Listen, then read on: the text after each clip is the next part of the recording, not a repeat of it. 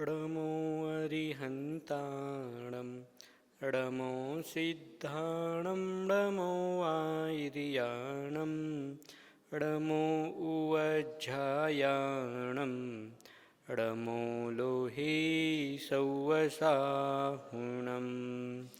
जय बोलो अनंतानंत सिद्ध परमेष्टि भगवान की जय। बोलो 24 भगवान की जय। बोलो आचार्य गुरुवर शांति सागर जी महामुनि की जय। बोलो आचार्य गुरुवर विद्यासागर मुनि महाराज की जय। बोलो आचार्य गुरुवर सन्मति सागर मुनि महाराज की जय। बोलो आचार्य गुरुवर समय सागर मुनि महाराज की जय। बोलो आचार्य मम दीक्षा गुरु आचार्य गुरुवर चंद्रप्रभ सागर मुनि महाराज की जय। बोलो मंच पर विराजमान मुनिश्री नमित सागर जी महाराज चरल सागर महाराज की 3 9 करोड़ मुनि महाराज की।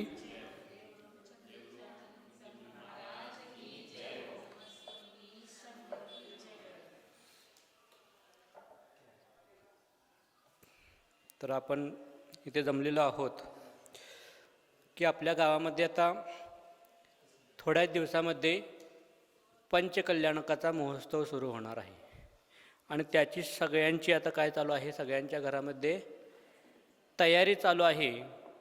आपण जे पंचकल्याण करणार आहोत ते पंचकल्याण आपण कुणासाठी करणार आहोत? देवासाठी करणार आहोत, माझ्यासाठी करणार आहोत, समाजासाठी करणार आहोत की आणि कुणासाठी करणार आहोत? पंचकल्याण आपण कशासाठी करणार आहोत? देवासाठी करणार आहोत। आणि आपल्यासाठी आपण काय करायचं आहे? लाडू चिवडा।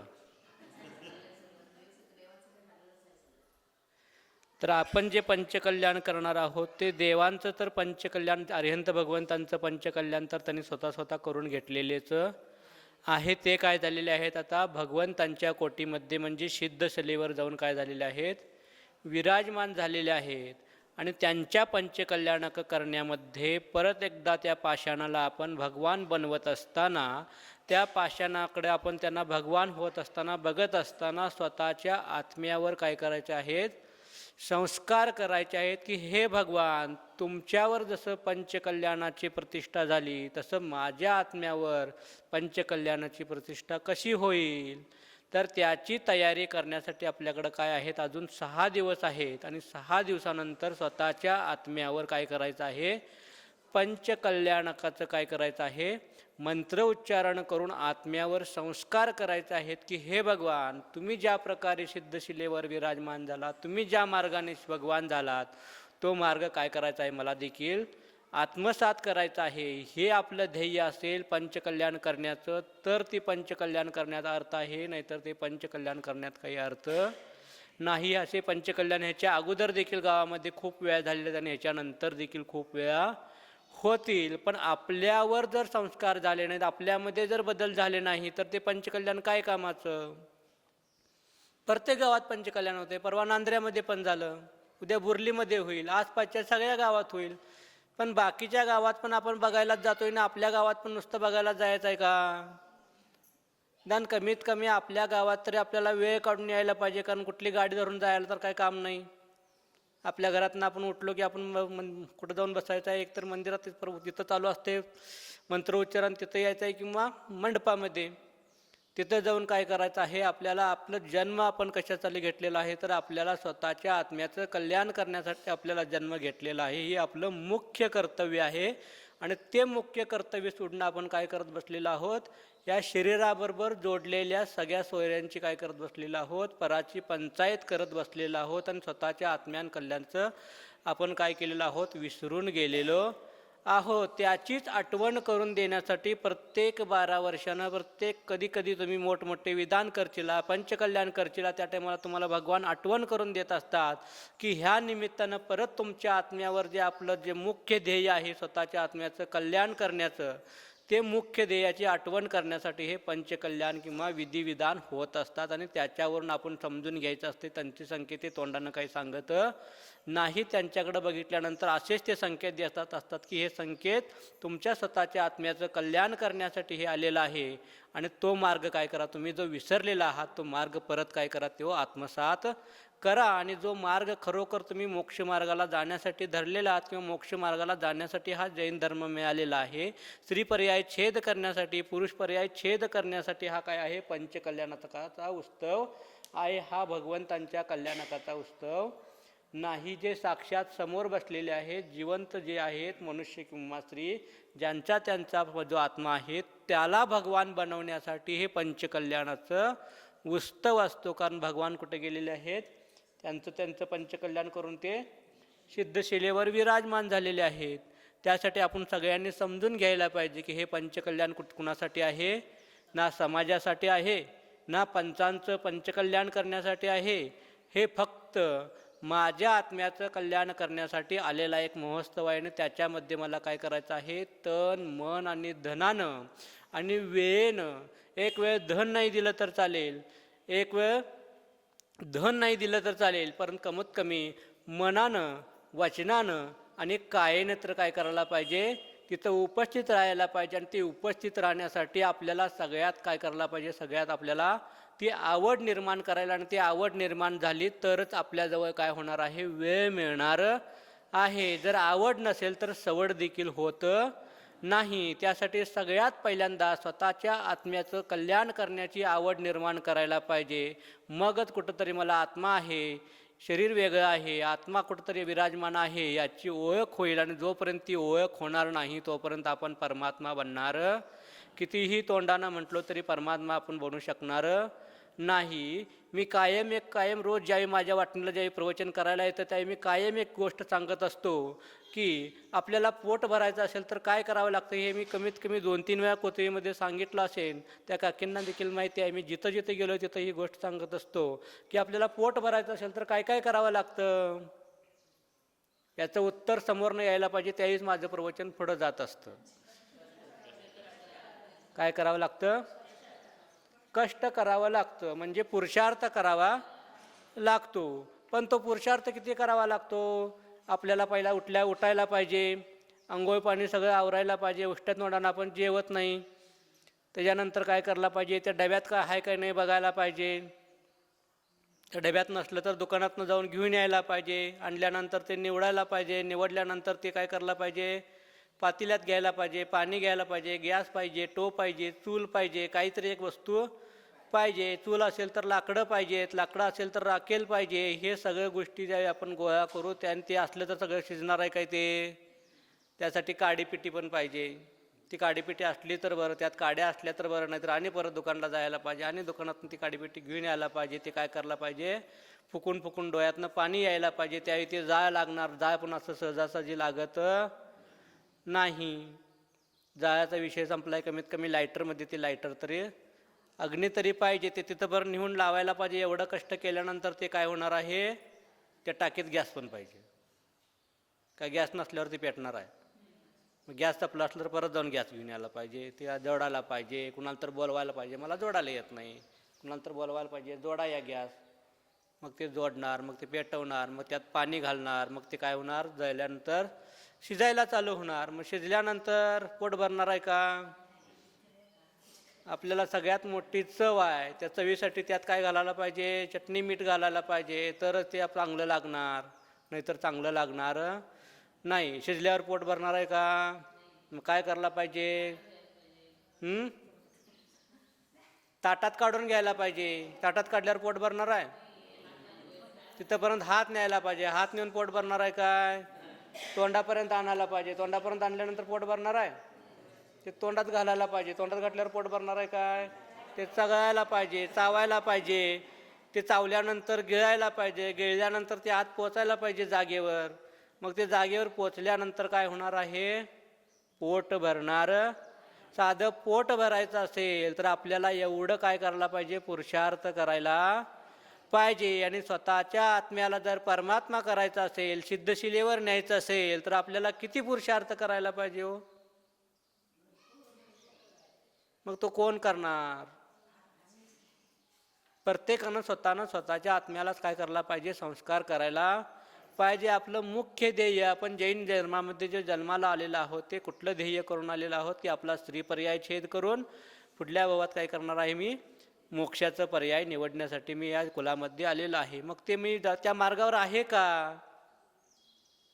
मी महाराजांची क्षमा मागतो आणि तुमची जरा जास्त वेळ घेतो, कारण हे आपण शास्त्र आपण नंतर वाचू शकतो, परंतु स्वतःच्या आत्म्यावर थोडंफार संस्कार होण्यासाठी मी तुमची क्षमा मागून तुमच्यातली थोडी वेळ घेत आहे.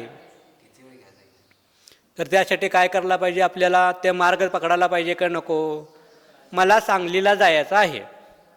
मग सांगलीला जायचं असेल तर मला कुठल्या गाडीत बसायला पाहिजे? मग ती सांगलीकडून जाणारी बिल्लवडीकडे जाणारी पण गाडी असते, त्याच्यावर पण लिहिलेलं असतंय सांगली टू बिल्लवडी. नुसतं सांगली लिहिलेल्या गाडीत बसून चालेल काय? सांगली लिहिलं की त्याच्यावर. मग ती सांगलीत ना आलेली गाडी कुठं चालल्या? मग त्या गाडीत बसलो तर मी सांगलीला पोहोचणार आहे काय? भिल्लवडीकडून सांगलीकडे जाणाऱ्या गाडीत मला काय करायला पाहिजे? एवढं तरी आपल्यापर्यंत काय पाहिजे? ज्ञान पाहिजे. तसं संसारातून बाजूला जाऊन मोक्षाच्या बाजूला जाण्यासाठी आपल्याला काय पाहिजे? थोडं तर काय विना आपल्याला काय पाहिजे? जागृत राहायला पाहिजे का नको? आम्ही इच्छा तर करतोय की मोक्षाला जायची, आणि गाडी कुठल्या बसलोय आम्ही? संसाराच्या गाडीमध्ये बसलेलो आहोत. मग आपण मोक्षाच्या जागेपर्यंत पोचू शकू का? सांगलीपर्यंत पोचू शकू का? तर पोचू शकणार नाही. जसं एखाद्या गावाला पोचण्यासाठी योग्य अशा गाडीत बसावं लागतं, तसं मोक्षाला जाण्यासाठी काय करायला पाहिजे आपल्याला? खऱ्या देव शास्त्र गुरूंचं काय करायला पाहिजे आपल्याला? गाडी पकडायला पाहिजे. त्या गाडीत जोपर्यंत आपण बसणार नाही, जसं ड्रायव्हर ते गाडी चालवत असतो, जसं त्या ड्रायव्हरवर पक्क काय असतं?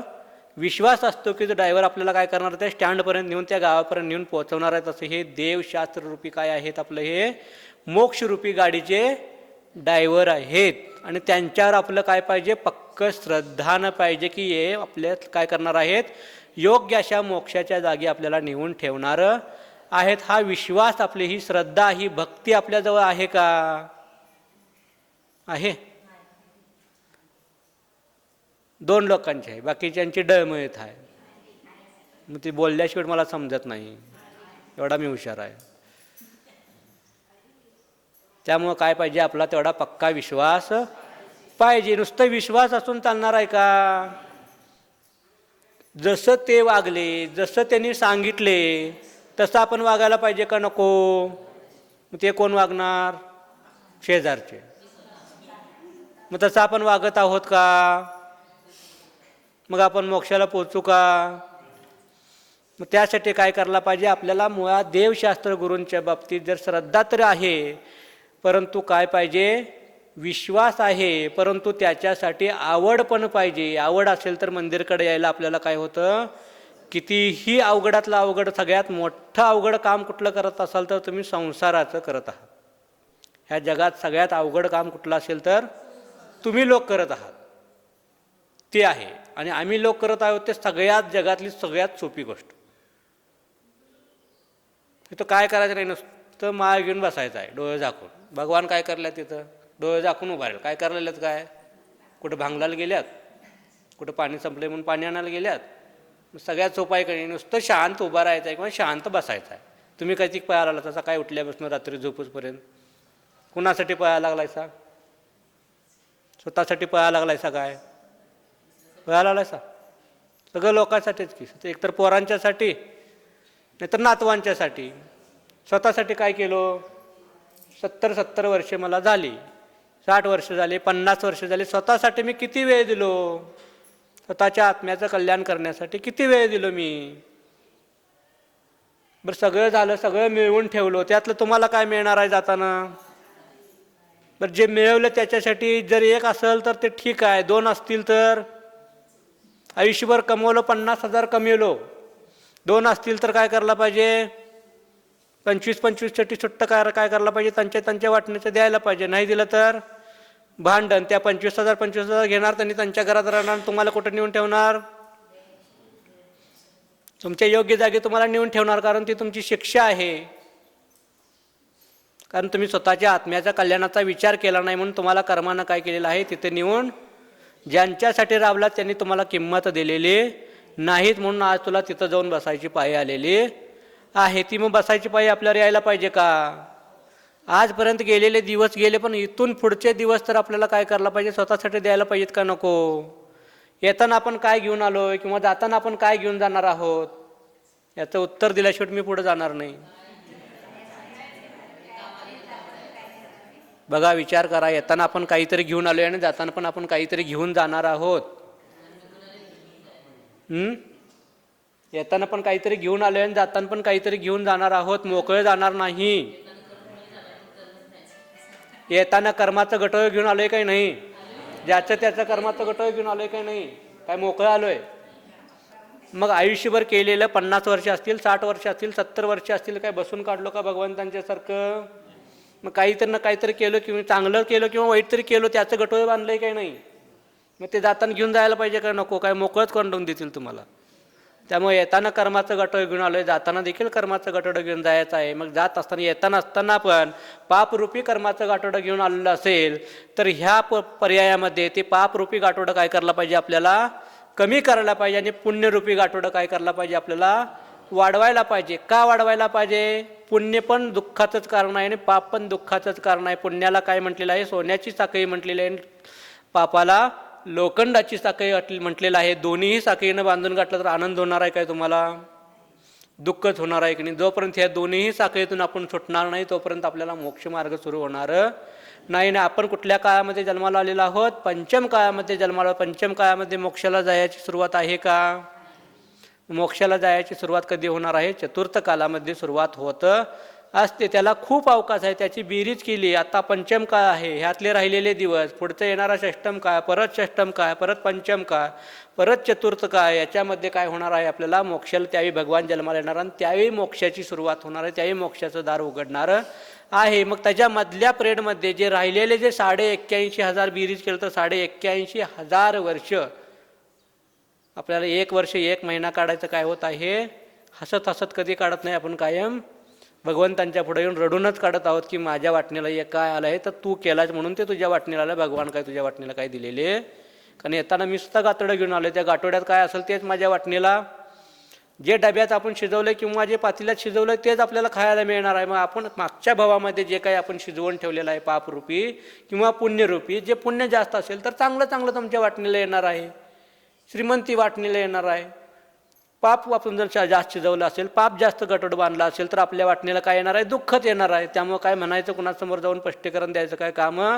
कुणाला म्हणायचं नाही की बाबा माझ्या वाटणीला का आलंय, म्हणायचं नाही. नाहीतर आणि जरा कर्माचे काय होत असते, बंद होत असतो. त्यामुळं कुठंही काही म्हणायचं नाही. हे मी केलोय म्हणून माझ्या वाटणीला आलेलं आहे, हे जोपर्यंत मी स्वीकारणार नाही तोपर्यंत काय होणार नाही? ते कर्माचं गातोड्याची गाठ निसटणार नाही. ती जो गाठ निष्ठल त्यावेळी त्यातले एक एक कर्म काय होणार आहेत? बाहेर येणार आहे. त्यासाठी सगळ्यांनी आपण काय करायला पाहिजे? प्रयत्न करायला पाहिजे. योग्य अशा गाडीमध्ये देव, शास्त्र, गुरु, खरे देव, खरे शास्त्र, खरे गुरु यांच्या काय करायला पाहिजे? आपल्याला त्या ड्रायव्हरवर विश्वास ठेवून मोक्षरूपी गाडीमध्ये काय करायला पाहिजे? बसायला पाहिजे. कमीत कमी सुरुवात तरी करायला पाहिजे. भगवान म्हणतात की तुम्ही काहीही करू नका. भगवान कधीही खायला काही मनाई केलेले नाहीत.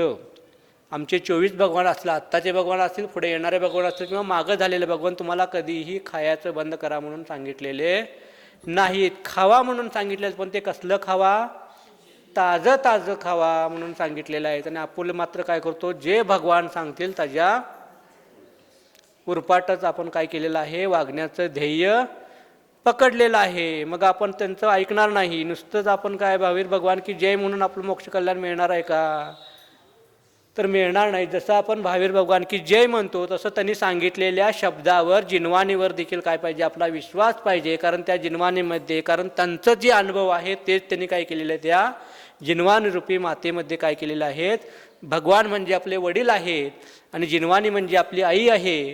ह्या दोन्हींचा जोपर्यंत आपण सहारा घेणार नाही तोपर्यंत आपलं काय होणार नाही? कल्याण होणार नाही. नुसतं वाचून चालणार नाही. आपल्याला ते आत्मसात करायला पाहिजे आणि त्या मार्गाने आपल्याला काय करायला पाहिजे? चालायला पाहिजे. भले आपण ह्या जन्मामध्ये मुनी होऊ शकत नसेल, अरिका होऊ शकत नसेल, तर कमीत कमी काय व्हायला पाहिजे? आपल्याला श्रावक तरी व्हायला पाहिजे. मग आपण श्रावक तरी आहोत का? श्रावक कोणाला म्हणायचं?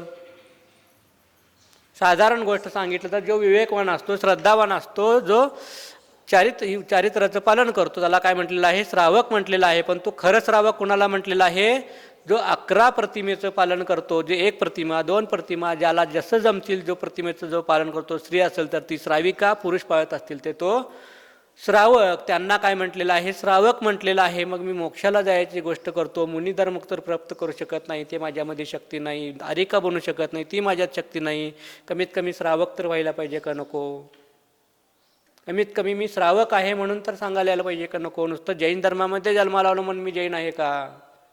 जैन धर्माची ओळख कशात आहे? जैन धर्म कसा ओळखला जातो? आपण जर एखाद्या कुठल्या तरी गावाला शिखरजीला जात असतो, त्या टायमाला आपण संध्याकाळी काय करतो? फास्ता करतो. मग कोण तर अजैन आपल्याकडं बघितल्यानंतर तो काय म्हणतो? तुम्ही जैन आहात का म्हणतो का नाही? मग संध्याकाळी दिवस बुडायच्या अगोदर आपण जेवतो, म्हणजे आपली ओळख आहे का नाही? मग कमीत कमी त्या 3 कुलाचाराचे तर आपण पालन करतो का? मी मोक्षाला जायची गोष्ट करत आहे, मी रात्री सकाळी देवदर्शन करतो का? पाणी गाळून पितो का? आणि रात्री भोजनाचा माझा त्याग आहे का? या 3 गोष्टीचा त्याग आहे का? मी जैन धर्मामध्ये जन्माला आलोय, मी जैनांचा आहे म्हणून सांगतोय, मी जैन आहे का? याचा तर कधी आपण विचार केलोय का? स्वतःच्या मनाला विचारलोय का? दुसऱ्याला विचारायचा आपला अधिकार नाही. स्वतःला काय करायला पाहिजे? विचारायला पाहिजे. आपण मी जैन आहे का? ह्या 3 गोष्टीचं तर कमीत कमी मी श्रावक तर नाही, कारण प्रतिमेचं माझं पालन मी करत शकत नाही. मग कमीत कमी या 3 गोष्टी तर मी करतो का? जे मी आयुष्यभर पाप करत आहे, हे 3 गोष्टी केल्यानंतर काय होणार आहेत? माझ्या त्या कमवलेल्या पापाचं काय होणार आहे? यातून या 3 गोष्टी पाहिल्यानंतर त्यातून माझी सुटका होणार आहे. मग ही कमीत कमी 3 गोष्टी तर मी करत आहे का? देवदर्शन करत आहे का रोजच्या रोज? श्रावक असेल तर अभिषेक पूजन करत आहे का? महिला असेल तर अष्टक पूजन करत आहे का? पाणी गाळत आहे का? पाणी गाळून पित आहे का? बाकीच्या संसारासाठी आपण पाणी गाळून थोडंफार करू शकत नाही, पण मी पिण्यासाठी तर कमीत कमी पाणी गाळून पितो का?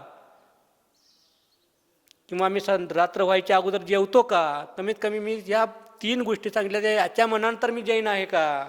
जर आपण असं करत नसेल तर मी जैन नाही. आणि जो अजैनाचा माणूस जर या 3 गोष्टी पाळत असेल तर तो नियमानं जैन आहे. काय सांगितलं? ह्या 3 गोष्टी जो पाळतो तो नियमानं का आहे? जैन आहे. त्याच्यासाठी जैन धर्मात जन्माला आलो म्हणून मी जैन नाही. आपली चुकीची समजूत आहे, सोडून द्या. या गोष्टी आपण जोपर्यंत पाळणार नाही तोपर्यंत मी जैनसुद्धा होणार नाही. मग मी जैनच नसेल तर मी मोक्षाला कसं जाणार? ऐकायला फार कडू आहे औषधाचं रोजच्यापेक्षा, पण हे कडू औषध जोपर्यंत खाणार नाही, हिथंपर्यंत आणणार नाही, आणि हिथं आणल्यानंतर ज्यावेळी आत ठेवणार त्यावेळी ते पेड्यासारखं गोड आहे. आपण गुलाबजामुन करतो घरात, करतो का नाही? कुठल्या तरी सणासुदीला आपण गुलाबजामुन किंवा जिलेबी करतो. म्हणा जिलेबी आपण सांगायचं नाही, जिलेबी असून ते हे असते, सगळं अशुद्ध असते, त्यामुळे जिलेबीचं उदाहरण मी देऊ शकत नाही. गुलाबजामुनचं काय करायचं आहे? मला उदाहरण द्यायचं आहे. गुलाबजामुन आपल्याला कधी चांगला वाटतो? पातेल्यात आहे त्यावेळी चांगला वाटतो की पोटात गेल्यानंतर चांगला वाटतो? मग गुलाबजामुन आपण धर्म काय करायला लागलो? आपण त्या पातेल्यातच बघायला, धर्म आपण फक्त मंदिरातच बघायला लागलोय. गुलाबजामुन जसं पातेल्यात आहे ते खाल्ल्यानंतरच आपल्याला गोड लागणार आहे, तसं जोपर्यंत आपण हे देवशास्त्र गुरूंच्या जवळ येणार नाही, त्यांच्यासारखं वागणार नाही, म्हणजे खाणार नाही, आत्मसात करणार नाही, तोपर्यंत ते गुलाबजामुनसारखं गोडे आपल्याला काय होणार नाही? अनुभवात येणार नाही. जोपर्यंत गुलाबजामुन खाणार नाही तोपर्यंत ते गुलाबजामुन गोड आहे काय कडू आहे याचं चव समजत नाही. जोपर्यंत आपण त्याच्यात उतरत नाही, जोपर्यंत आपण पाण्यात उतरत नाही, तोपर्यंत पवायला येणारं, कट्ट्यावर बसून किती पण पवायचा प्रयत्न केला तर पवायला येणारं, परातीच्या बाहेर बसून किती पण असं केलं तर भाकरी होणारं, त्यासाठी पीठ हातात घ्यायला पाहिजे. तसं आपण जोपर्यंत आपण हे संसार सगळं सोडून यातला मोह माया सगळं बाजूला करून जोपर्यंत स्वतःच्या आत्म्याचा कल्याणाचा विचार करणार नाही तोपर्यंत आपली कधीच सुरुवात होणार, कधीच स्त्री पर्यायाचा नाश होणार नाही, कधीच पुरुष पर्यायाचा नाश होणार नाही. आपल्याला हा जैन धर्म जो मिळालेला आहे खूप मुश्किलीनं मिळालेला आहे. जर एक उदाहरण त्याच्यासाठी मी दुसरं उदाहरण देतो की तुम्हाला काय केलेलं आहे. आता तुमच्या पंचकल्याणामध्ये काय येणार आहे? हेलिकॉप्टर येणार आहे म्हणून. त्या हेलिकॉप्टरात तुम्हाला बसवतो फुकट आणि समुद्रात काय करतो, एक तुमच्या हातात दगड देतो आणि तो दगड घेऊन जायचं, समुद्राच्या मधोमध जायचं, त्या हेलिकॉप्टरमधनं तो दगड काय करायचं, समुद्रात सोडायचं आणि परत यायचं. आणि पूर आल्यानंतर तुमच्या गावाच्या इथं कडेला काय असते, नाव असते, त्या नावेत बसायचं आणि त्या समुद्राच्या मधोमध जायचं आणि ते दगड हुडकून आणायचं, किंवा ते दगड काय असेल ते मिळेल का तुम्हाला? तुम्ही मागं काहीतरी खूप पुण्य केलायचं म्हणून तर तो दगड पण तुम्हाला मिळेल, परंतु जैन धर्म मिळणार याची गॅरंटी एवढा जैन धर्म काय आहे, अवघड आहे आणि तो आपण काय केलेला आहोत, मिळवलेला आहोत. आणि ते अनादी काळापासून फिरून नरकाचं दुःख बघून, त्रियंच गतीचं दुःख बघून, देवगतीत जाऊन, मनुष्यगतीत जाऊन, ह्याच जन्मात मनुष्यगतीत आलो आहे का, ह्याच्या अगोदर पण मनुष्यगतीत आलो आहे, ह्याच भावात आपण तिथं बसलो आहे का, कितीतरी भावात तुम्ही हिथं बसून देखील लोकांना काय केलेलं आहात, हे कितीतरी, याचं मोजता येणार नाही, याचं प्रत्येकाचं ढीग पडलेत. पिंचिकमंडलचं प्रत्येकाचं, तुम्ही जेवढे सगळे समोर बसलात किंवा जेवढे घरात झोपले, जेवढे खाईत आहेत, त्या सगळ्यांचं पिंचिकमंडलचं प्रत्येकाचं वैयक्तिक जर मोजलं तर मोजायला सुद्धा आपल्याला वेळ पुरणार नाही. एवढ्या वेळ आपण काय केलेलं आहोत, दीक्षा देखील घेतलेली आहोत. तरी देखील आपल्याला जे आपलं मुख्य ध्येय आहे ते मिळालेलं का मिळालेलं नाही. ज्या गाडीत बसलोय, ज्या गाडीवर विश्वास आहे, त्या गाडीमध्ये एक काहीतरी इंधन घालावं लागतं, राखेल घालावं लागतं, पेट्रोल घालावं लागतं. ते जे इंधन किंवा पेट्रोल आहे ते आपण चुकीचं घालत बसलेलो आहोत, म्हणून आपण काय झालेलं नाही, त्या जागेवर पोचलेलो नाही. मग असं कोणतं इंधन असेल जे घातल्यानंतर आपण त्या योग्याच्या ठिकाणावर पोचू. आजपर्यंत आपल्याला सम्यक दर्शन झालेलं नाही. सम्यक दर्शन रूपी पेट्रोल आपण त्या गाडीमध्ये घातलेलो नाही, म्हणून आपली गाडी काय झालेली आहे, फज्जाला जाऊन परत येत आहे. मग ते सम्यक दर्शन आपल्याला काय करायला पाहिजे, जोपर्यंत सम्यक दर्शन होणार नाही तोपर्यंत किती वेळा आपण दीक्षा घेतलो, किती वेळा आपण जन्मधर्मात जन्माला आलो तरी काही उपयोग होणार. त्यासाठी खऱ्या देवशास्त्र गुरूंच्यावर श्रद्धा ठेवायला पाहिजे. मी माझं म्हणायचं सोडायला पाहिजे. हे माझं आहे, ते माझं आहे, घर माझं आहे, पैसा माझा आहे, अडकं माझं आहे, हे देखील मिथ्यात्वच आहे. ह्या शरीरावर मोह करणं देखील मिथ्यात्वच आहे. हे जोपर्यंत मी सोडणार नाही तोपर्यंत मोक्षमार्ग सुरू होणार नाही, सम्यक दर्शनाची प्राप्ती होणार नाही आणि योग्य अशा जागेवर आपण पोचू शकणार नाही. त्यासाठी सगळ्यांनी काय करायला पाहिजे, आपल्याला सम्यक दर्शनाची उपलब्धी करून घ्यायला पाहिजे. समाधी मरण घेतलो नाही का, प्रत्येक भावात आपण पिंचिकमंडल घेतले म्हणजे समाधी मरण पण घेतलेलं आहे. पण समाधी मरणामध्ये जे पेट्रोल लागते सम्यक दर्शन रूपी, ते सम्यक दर्शन पेट्रोल आपण काय केलो नाही, समाधी मरणमध्ये सुद्धा स्वीकारलो नाही. आयुष्यभर एकेकांचं असं होतं की आयुष्यभर धर्म करतात आणि शेवटचे सल्लेखना घ्यायच्या टायमाला त्यांचे परिणाम बिघडतात आणि नको त्या ठिकाणी जगून काय करतात, ते वास्तव्य करतात. आणि एक एक जणांचं असं पुण्य असतं मागल्या भावातलं, आयुष्यभर कधीच तर मंदिरला येत नाही, पण शेवटला परिणाम एवढे उत्कृष्ट होतात की तो चांगल्या प्रकारे मरण करतो आणि देवगतीला प्राप्त करतो. असं काय आहे, आपला जैन धर्म आहे. त्यामुळे आपलं भाव, आपण जे करत आहोत, जे आपण आज रोज आपण उठून जे करत आहोत दुःखाच्या गोष्टी, भाव करायला, चांगलं भाव करायला, चांगलं किंवा वाईट भाव, या दोनच गोष्टी करत आहोत. असं काय केल्यानंतर, असं कोणते भाव केल्यानंतर माझं दुःख संपेल आणि सुख मला मिळेल, म्हणजे मोक्षरूपी सुख म्हणालंय मी, पुण्यरूपी सुख नव्हे. आजपर्यंत जे केलो नाही ते करणं म्हणजे मोक्ष आहे. आजपर्यंत मी जे केलो नाही ते करणं म्हणजे काय आहे, मोक्ष आहे. पुण्य असेल तर जैन धर्मसुद्धा तुम्हाला काय होणार नाही, तो दगड मिळेल, पण तो जैन धर्म मिळणार नाही. एवढा अवघड जैन धर्म आहे. त्यासाठी आता राहिलेले, मी मगाशी सांगत होतो की एक उदाहरण सांगितलं, पंचम काळ, षष्टम काळ वगैरे सांगितलो. आता हे पंचम काळ चालू आहे, ह्यातले 2,500 वर्ष काय झालेलं आहे, संपलेले आहेत. प्रत्येक काळ 21,000 वर्षाचा असतो. त्यातले आता 18,500 सगळ्याच्याने राहिलेले ते 3-4 भावाचे आपण बेरीज केली तर काय होणार आहे, 81,000च्या आसपास काहीतरी होत. आपल्याला किती संख्या होते याच्याशी काही देणं घेणं नाही, पण एवढं 1000 वर्ष आपल्याला काय करायचं आहे, कुठंतरी का विना स्थिर व्हायचं आहे. मग कुठं स्थिर व्हायचं आहे आपल्याला, त्यासाठी 4च गोष्टी आहेत, 4च जागा आहेत आपल्याजवळ. एक आहे नरकगती, एक आहे त्रियंच गती, एक आहे देवगती आणि एक आहे मनुष्यगती. मोक्षाचं काय आता सिस्टीम नाही, मोक्षाची सिस्टीम ते 81,000 संपल्यानंतर चालू होणार आहे. मग तोपर्यंत मला कुठं जाऊन बसायला पाहिजे, कधी आपण विचार केलो आहे का, नरकात जाऊन बसायचा आहे, देवगतीत जाऊन बसायचा आहे, त्रियंच गतीत बसायचा आहे की मनुष्यगतीत जाऊन बसायचा आहे, दुःखात बसायचा आहे की सुखात बसायचा आहे, कधी विचार केलो का. मग ते विचार करायला पाहिजे का नको, कारण मोक्षाला जायची सुरुवात ही त्याच्यानंतरच होणार. जोपर्यंत भगवान जन्माला येणार नाही तोपर्यंत मोक्षाची सुरुवात होणार.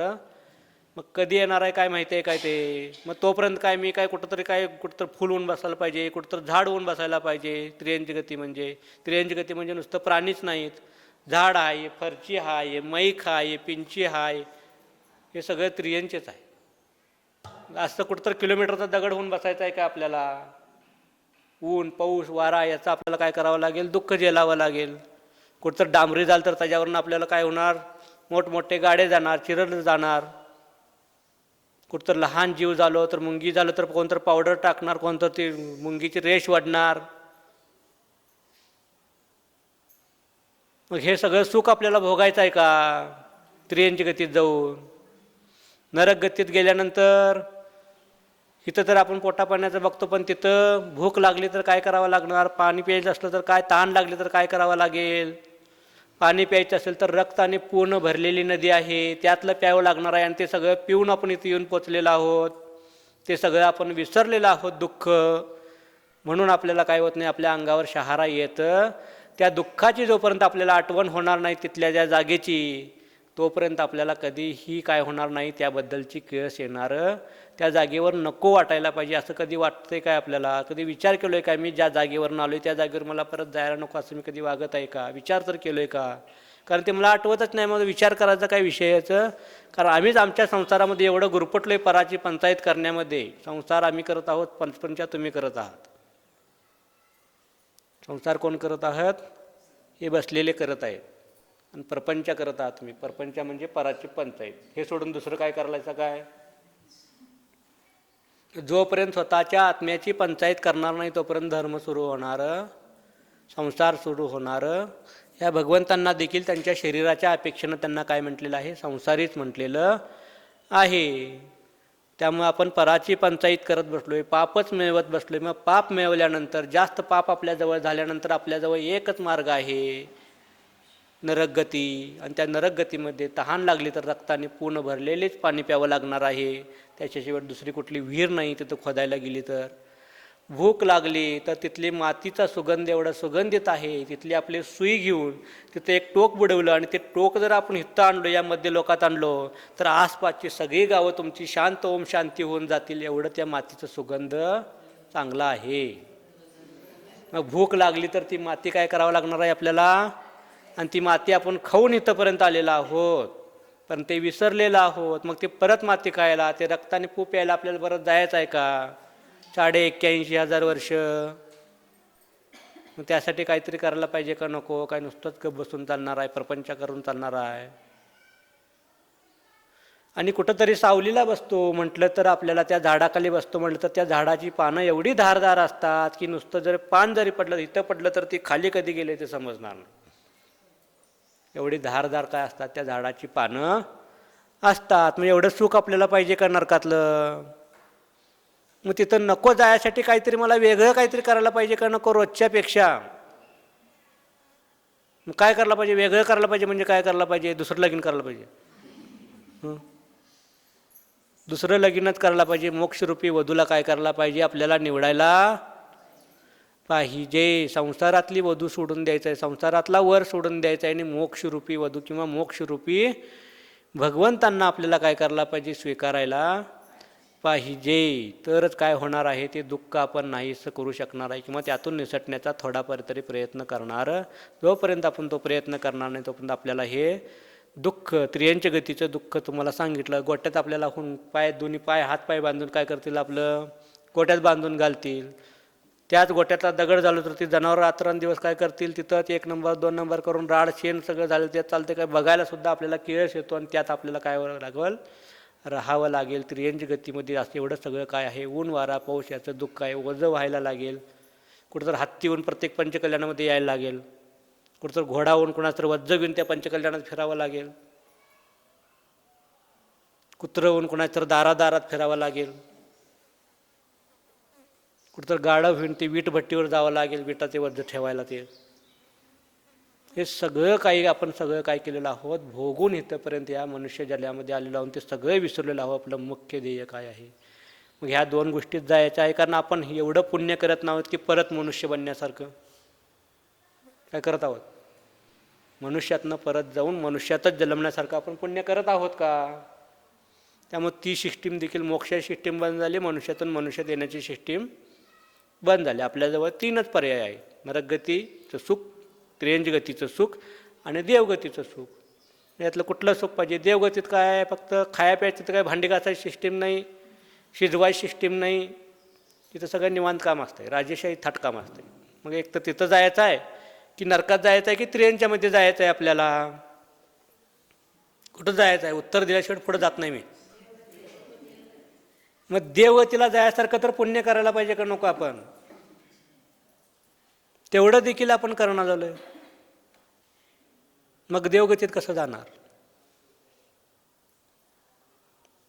मग तेवढं देखील आपण पुण्य करत नसेल तर आपल्याजवळ फक्त दोनच पर्याय होतात. कारण स्त्रीचा स्वभावच मायाचारी असतो आणि मायाचारीचं फळ हे त्रियांची गतीच असतं. पुरुषाचा पर्याय, पुरुषाचं मान कशा असतो, प्रत्येकाचं काही ना काहीतरी असतं. मग हे केल्यानंतर आपल्याला त्रियांची गती किंवा नरक गतीशिवाय आपल्याला दुसरा पर्याय, दोनच रस्ता आपल्यासमोर राहतात.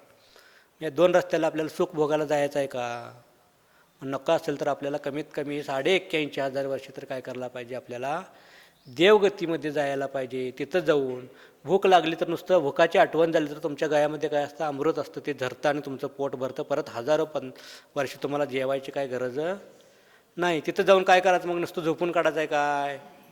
पंचेंद्रिय भोगाचा विषय घेत बसतं, तिथं काही विषयच भानगडत नाही. तिथं फक्त जायचं आहे आणि आपल्याला फक्त देवधर्म करायचा आहे. तिथं आपल्याला विदेश क्षेत्रात जायचं आहे. पंचमेरूमध्ये जाऊन, नंदीश्वर द्वीपात जाऊन, तिथं आपल्याला भगवंतांची पूजा अर्चा करत आपल्याला जे राहिलेले 81,500 वर्ष आहेत ते काढायला पाहिजेत. आणि तिथनं संपून परत मनुष्यात येऊन मग परत कुठंतरी आपण मोक्षाला जायला पाहिजे, म्हणजे सिद्धशिलेवर जाऊन आपण विराजमान होऊ. यासाठी काहीतरी आपल्याला प्रयत्न करायला पाहिजे, काहीतरी हातपाय हलवायला पाहिजे. कमीत कमी पळायचं राहून दे, कमीत कमी चालायला तरी प्रयत्न करा. चालायचं होत नसेल तर रांगायचं तरी प्रयत्न करा. रांगायचं होत नसेल तर आपण कधी कधी काय करत जायचं होतं की कुठल्या तर देवाला असं काठी फिरवत, असं झोपून काठी फिरवत, ते तरी करायला पाहिजे. आणि ते पण जमत नसेल तर कमीत कमी काय करायला पाहिजे, सैनिकांच्या सारखं ह्याच्यावर जसं त्यांनी चालत असतात तसं काय करायला पाहिजे, चालायला पाहिजे. कमीत कमी कासवा आणि सश्याची गोष्ट सांगितली. सश्यासारखं आपल्याला जमत नसेल तर कमीत कमी कासवासारखं तर आपल्याला काय करायला पाहिजे, निरंतर धर्म करत राहायला पाहिजे. तरच आपलं कल्याण होणार आहे, नाहीतर आपलं कल्याण होऊ शकणार नाही. त्यामुळं तुम्ही सर्वांनी स्वतः संध्याकाळी गेल्यानंतर झोपायच्या अगोदर कमीत कमी 5 मिनटं तर स्वतःच्या आत्म्यावर काय करायला पाहिजे, संस्कार करायला पाहिजे. काय करायला पाहिजे, सकाळी उठायचं आहे, त्यांचा डबा बांधायचा आहे, पोरगीला शाळेला सोडायचा आहे, पोरगीला शाळेला सोडायला डबा बांधायचा आहे, नवरा कामावर जाणार आहे, रानात एवढं करायचं आहे, उद्या सकाळी लाडू बांधायचा आहे, चिवडा बांधायचा आहे, पाहुणे येणार आहे, ते पॅकिंग करायचं आहे, हे विचार करायचं. हे अनादी काळापासून आपण करत आलेलो आहोत, हे करायचं. नाही तर स्वतःच्या आत्म्यावर काय संस्कार करायला पाहिजेत, माझं कोणी, कमीत कमी झोपताना तरी म्हणा की माझं कोणी नाही. मनातल्या मनात म्हणा, कोणतं ऐकायला नकोत म्हणून. ऐकल्यावर आणि कोणतं तिकडनं म्हणायला नको शेजारचे.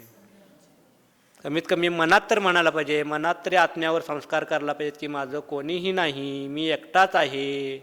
हे चांगले संस्कार. माती जोपर्यंत मऊ असते तोपर्यंत त्याच्यावर काय करायचं असतं, संस्कार करायचे असतात. आणि आपली माती काय झालेली आहे आता, ती मऊ पण नाही आणि ती घट्ट पण नाही, असं मधल्या तर कुठल्या तर जागेवर जाऊन ती बसलेली माती आहे. म्हणजे अजून काहीतरी थोडी मऊ थोडी कठीण होत आहे, तोपर्यंतच काय करायला पाहिजे, राहिलेल्या दिवसाचा संस्कार करायला पाहिजे. आपण माती मऊ आहे म्हणजे आपण काहीतरी आपल्याला सोय करायला पाहिजे. आता आपलं निम्म वय झालं आहे, आधी थोड्या दिवसानं काय होणार आहे, म्हातारपण येणार आहे. मग आपण स्वतःच्या पायाने किंवा स्वतःच्या हाताने येऊ शकणार आहे का? त्यासाठी कुणाला तरी मदत घ्यायला पाहिजे की नको? मंदिरचं दर्शन, देवाचं दर्शन, शास्त्र ऐकायला यायचं, ज्यांना शास्त्राची आवड असते त्यांना शास्त्र ऐकण्यासाठी संध्याकाळी कोणाची तरी मदत घ्यायला पाहिजे का नको? मग कुणाची मदत घेणार आहे आपण? त्यासाठी कोणतरी वारस पाहिजे काय नको? नुसतं वारस आपल्याला पैशाचा, संपत्तीचा वारस नको, धर्माचा वारस कोण आहे का आपला? कोण बनवलं, विचार केले आयुष्यभरात माझं धर्म पुढं चालवणारा वारस कोण आहे का? मला मंदिरला नेण्यासाठी वारस कोण आहे का? कधी विचार केलोय का मी? मग याचा विचार कधी करणार? याचा वारस कधी निवडणार मी? संपत्ती, अडका, पैशासाठीच मला वारस पाहिजे का? तोंडात पाणी घालण्यासाठीच फक्त मला वारस पाहिजे का? जर वारस पाहिजे असेल तर मला धर्म कडपर्यंत नेणारा, धर्म मला दाखवणारा वारस पाहिजे. नाही तर वारस, संसार वाढवणारा वारस नको, संसार संपवणारा वारस मला काय पाहिजे, निर्माण करायला पाहिजे. त्यासाठी आपल्या लहान मुलांना ह्या जिन मंदिरामध्ये फार पुराणापासून पाठशाळा चालत होती. आता चालते का नाही मला माहीत नाही. चालत नसेल तर ते पंचकल्याण करून काही उपयोग होणार नाही. त्याच्या अगोदर तुम्ही पाठशाळा चालू करायला पाहिजे. आणि त्या पाठशाळेमध्ये सगळ्यात सुरुवातीला तुम्ही लोक यायला पाहिजे, कारण तुम्हालाच माहीत नाही जैन धर्म काय आहे, नमो अरिहंतानम म्हणजे काय. मग मी माझ्या नातवाला काय सांगणार आहे तिथं नमो अरिहंतानम म्हणजे काय, खरे देव कुणाला म्हणायचं, खरे गुरु कुणाला म्हणायचं, खरे शास्त्र कुणाला म्हणायचं, हे आपण आपल्या नातवाला काय सांगणार आहे. आपल्यालाच माहीत नसेल तर संपवतो, 5 मिनिटात संपवतो, वाचायला सोडतो सगळ्यांनी.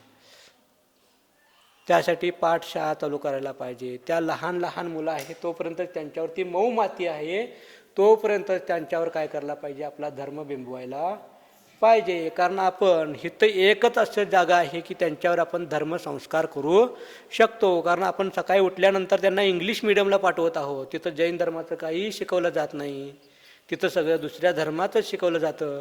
मग जिथं माती गाडगं बनणार आहे, नाहीतर कुठंतरी आकार घेणार आहे, त्याच वेळी आपण त्यांना नको त्या जागेवर नको त्या धर्माच्या गोष्टी त्यांना सांगत असेल तर त्यांच्यावर कुठले संस्कार होणार आहेत.